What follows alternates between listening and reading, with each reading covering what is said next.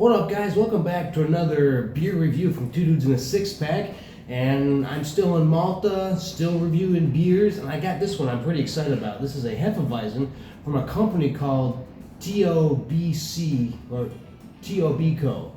I'm not really sure how I'm supposed to read it, but it's the Other Brewery Company. And I like that because on Malta, you have Farsons, which is like this kind of institutional, British brewery, been around for 100 years, or the essence of the brewery has been around for like 100 years, and so that's all like they make Chisk beer, Chisk lager, and that's what you find all over the place.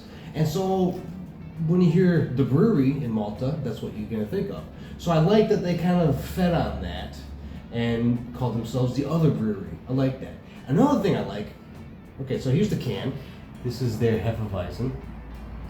And in the U.S., you look at this and be like, oh, that's like one of those bumper sticker wraparounds that a lot of craft breweries do. No, this is all just part of the can, and it's got like this nice, finish. This is one of the best just made cans I've had in a long time. If we're just talking about a design standpoint. But let's see what they tell us. This is 5.1% ABV. It is a wheat beer, of course. And back it says, now that you are reading this, you will know that this is possibly the best can of beer ever produced in Malta. Strong words. Contains wheat, malt, yeast, hops. Best before, bottoms up. Okay, I always have to remember, okay, they put the date before the month instead of the United States where they put the month before the date. So the can is still good. But alright. It's open. Got my nice Brazil soccer/football cup. I don't have any Winter Olympic stuff, otherwise I would have done that for the Winter Olympics taking place in Milan at the moment.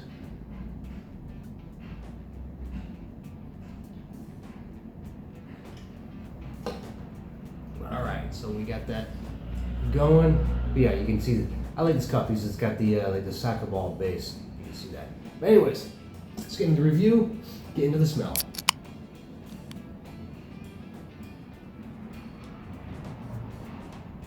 Alright, the aroma is kind of minimal. It doesn't punch you in the nose like some wheat beers do. Sometimes you kind of go for it right away and you just get that, that orange, vanilla, the spices that different places put into it. But it's not this is not as pungent as that.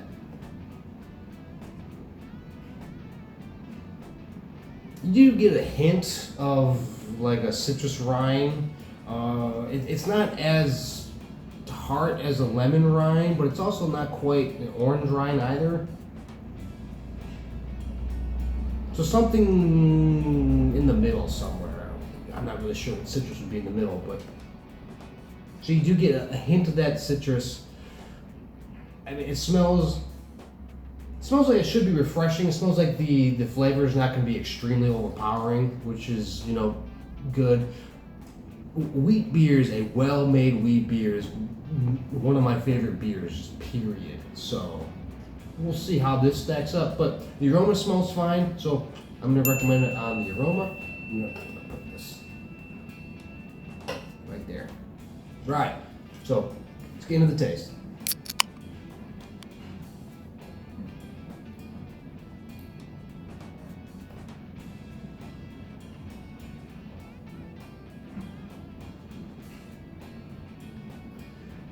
Okay, not the citrus, not a lot. It leans more into the wheat, less into the citrus taste. So you do get a good healthy helping of that wheat, the wheat flavor on the tip of your tongue.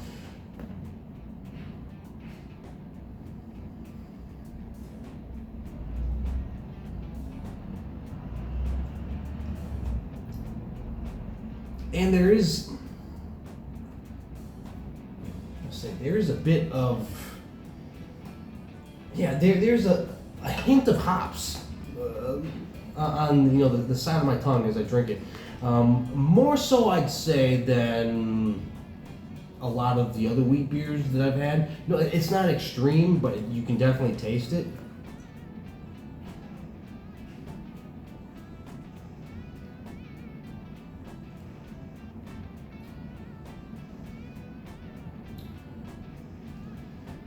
So yeah, I mean, so you get some of that, the wheat. You get a minor hint of like a fruitiness. Maybe that apricot kind of like a dried apricot. You go visit your grandparents and they have like the dried fruit apricots for some reason. So you get like a bit of that. There's not a ton going on. It's not as fresh and clean as some of the other wheat beers that I really like. Like Hoegaarden is still one of my favorite, like, I guess you'd almost call it mass produced at this point. This is alright. It's not terrible. It's okay. I'm glad that there is a local beer or a local brewery on the island that's making stuff. So that I can appreciate. But in terms of just comparing it to other wheat beers, especially because you can still find German and Belgian wheat beers on the island. And honestly, I think a lot of those beers are less expensive. We'll get into that later. But I'm gonna give this a half. The taste is fine, but it's not blowing me away. All right, next, the price. We're getting to the price. This was one of the most expensive beers I've seen in Malta. I think I paid a little over €5 for this, so that's I don't know. I'm trying to think. That might be close to $6 for this can. I don't think that's a great price point for this. I'm sure the overhead for importing products and ingredients onto like these islands is not cheap. But I don't know, because like because it's so small, the craft beer scene on the island is pretty much non-existent. I'm gonna say this, there might be one or two other really small ones, but it's not really existent. So to get people to kind of experiment and test, I feel like the price point needs to be lower. Somebody like me that's gonna test it out no matter what. But when this is like €5 and a Hoegaarden is 2.5, you're gonna lose every time. So I'm sorry, man. I cannot recommend this for that price. Distinction. How distinct is it? It's a basic wheat beer. There's really nothing special going on with it. It doesn't really stand out. It's a basic wheat beer. It doesn't do it terribly. I've had a lot of worse wheat beers, but it is what it is. If you want to support a local brewery making stuff like this, so be it. Go for it. So for that I can get behind, but in terms of distinction, it's really not distinct versus other wheat beers. Next category, drinkability. And honestly, so it's 5.1% ABV. That is almost a full 1% higher than like the local lager. And I think once the high temperatures hit, this on tap will be far better than the lager. So for that reason alone, I'm gonna recommend it for drinkability. And last category is would I buy it again? And I really have probably not. Maybe if I found it on tap for a decent price, I'd go for it. But it's not the price point. It's priced itself out of the competition, I feel like. Because if this is the only wheat beer on tap and it's hot, okay, I can go for that. I get it. But if there's another wheat beer, we're close enough, so Belgian, German wheat beers are going to be an option. If those are on tap, they're probably going to be less, and I'd probably go for those. So I'm going to say 8 times out of 10, I'm not going to get this again.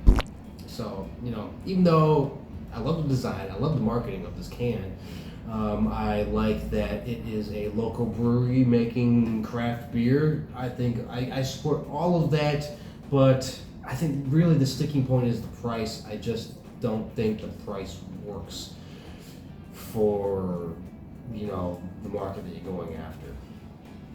But so I probably won't be getting it again. But never know. But anyways, that's my review of TOBCo's Hefeweizen.